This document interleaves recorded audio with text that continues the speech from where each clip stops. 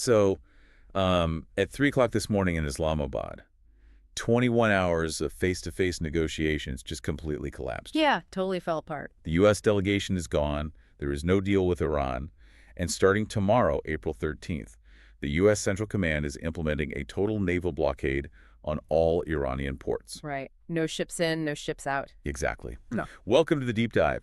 If you are a policymaker drafting a security brief today or, a strategist mapping out global trade for the next decade, this analysis is specifically for you.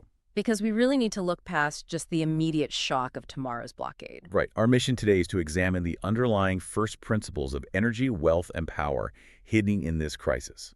Because the intelligence and economic models we're analyzing today, they all point to one overarching thesis. And it's a terrifying one. It really is. This isn't just a regional conflict anymore.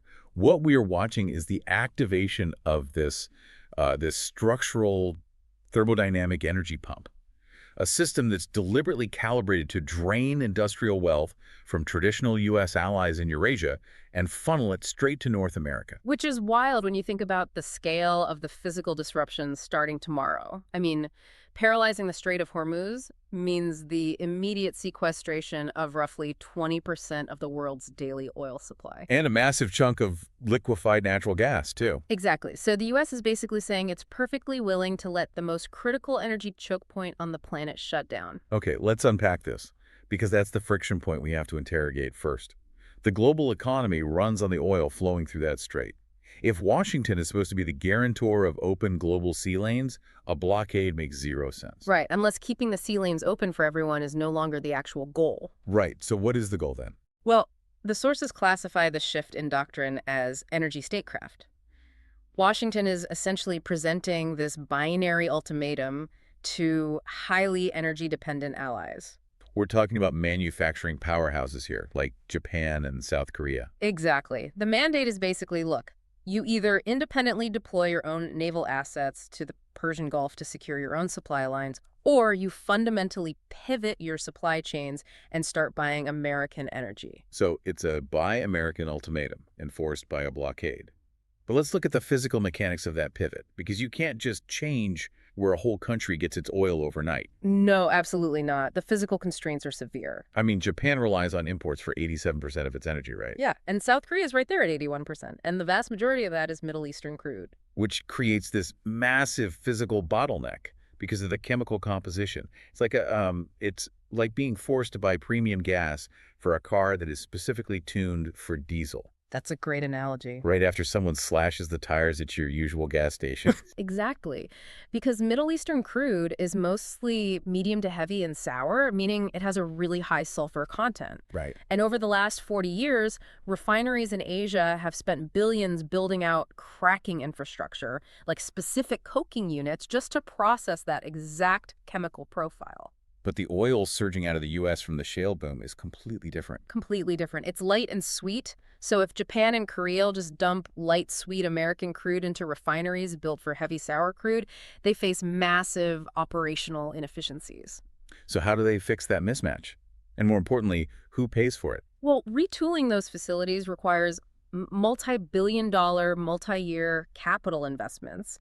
And in a macro environment where capital is already incredibly expensive, the money for those upgrades physically leaves the domestic economies of Japan and Korea. And it flows directly to U.S. engineering firms and energy conglomerates. Exactly. Plus, you have to add in the exorbitant war risk insurance premiums on shipping, the cost of rerouting everything. It's a massive wealth transfer.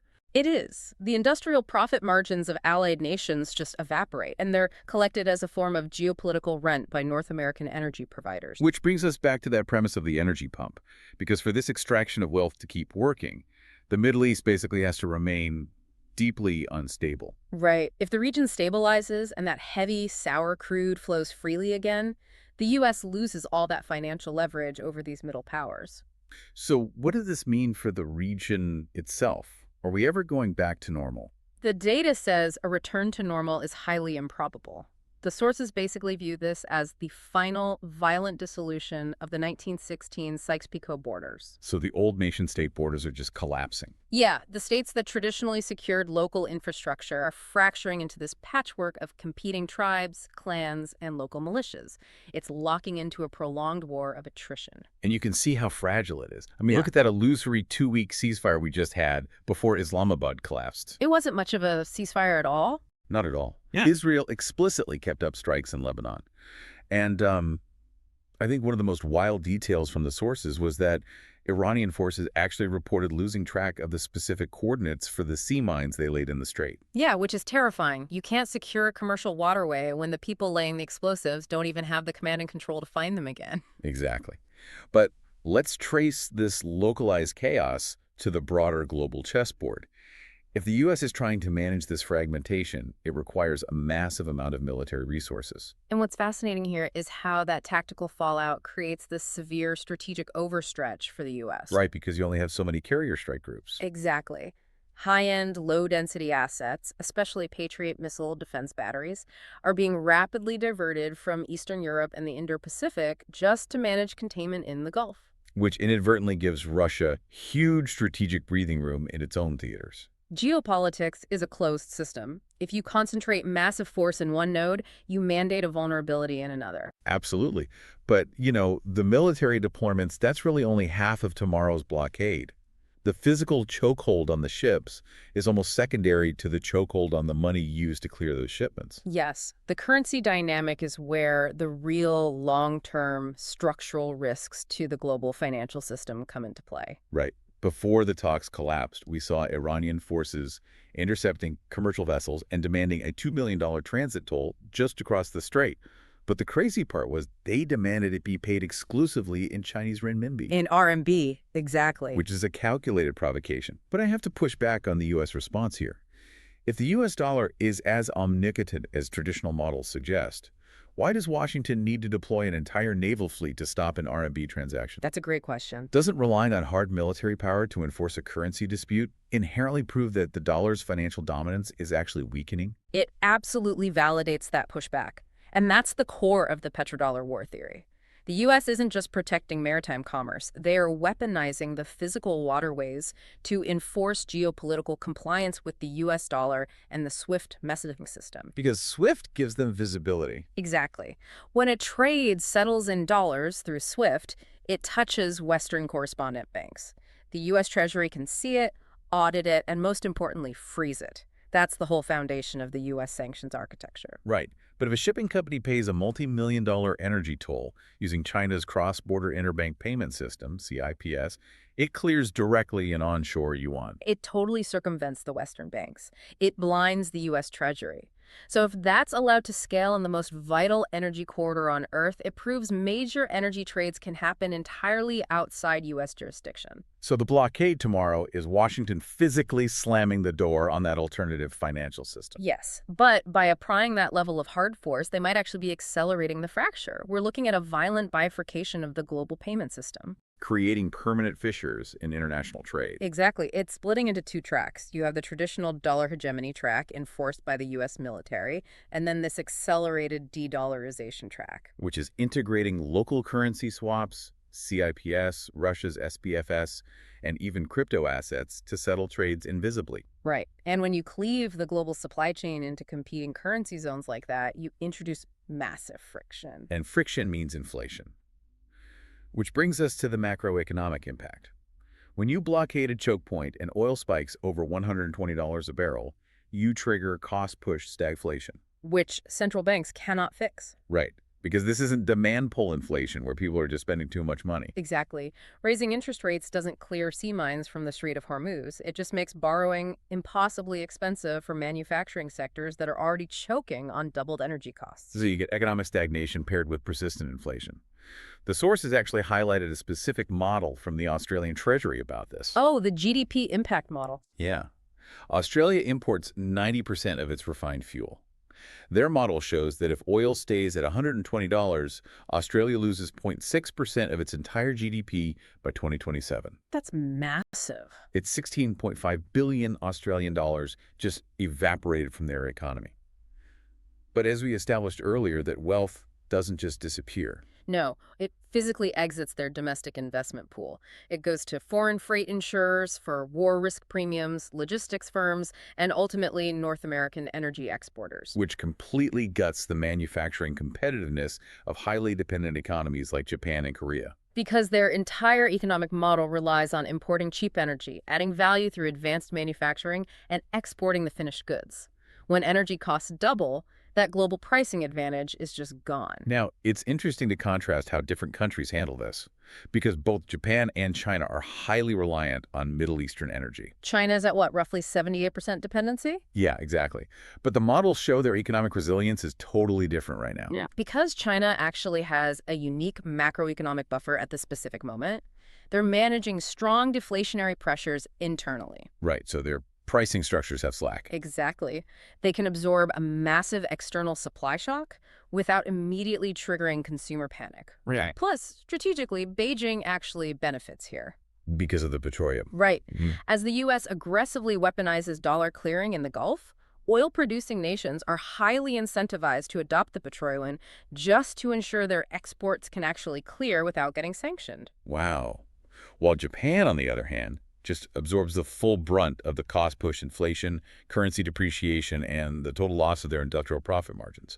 Pure economic bloodletting. With zero strategic upside. Okay, here's where it gets really interesting. Because we need to tie all of this economic pain directly to national security and global alliances. This is the energy lever. Exactly. If you're a policymaker evaluating middle power national security, this forces a return to first principles. And the absolute first principle of state survival is energy security, period. Before you can run a semiconductor foundry or deploy a radar network or even keep hospitals open, you need baseline power. So economic sovereignty is the strict prerequisite for diplomatic sovereignty. 100%. Let's trace that causality. If Japan, South Korea, and major European industrial centers are effectively cut off from the Middle East, sheer survival forces them to run their grids entirely on North American LNG and U.S. light crude.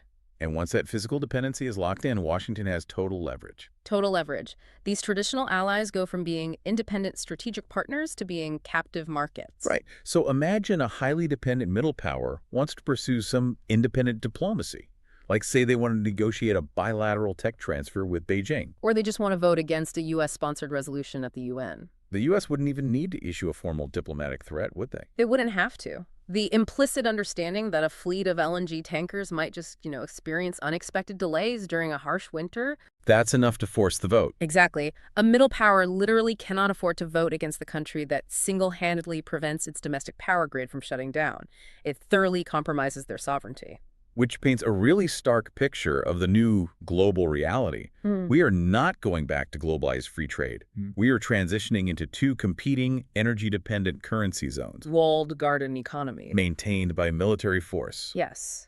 The era of frictionless supply chains is over. So, to synthesize all this for you, tomorrow's naval blockade and the collapse in Islamabad are not isolated events.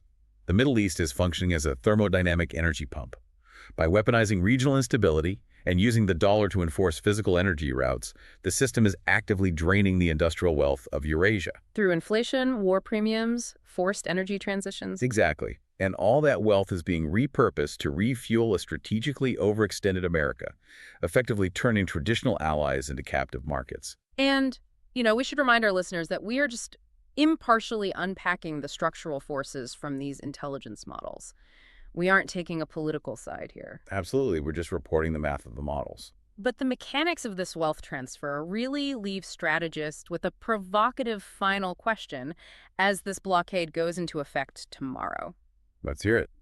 If the price of your traditional security alliance is the total extraction of your industrial wealth, the forced multi-billion-dollar retooling of your infrastructure, and the permanent surrender of your diplomatic sovereignty, at what point does a middle power nation realize that its biggest systemic threat might actually be its own reliance on its protector? That fundamentally changes how you view global alliances. Thank you for joining us on this deep dive. Keep questioning the unseen forces shaping the world and keep analyzing the structures beneath the headlines. We'll see you next time.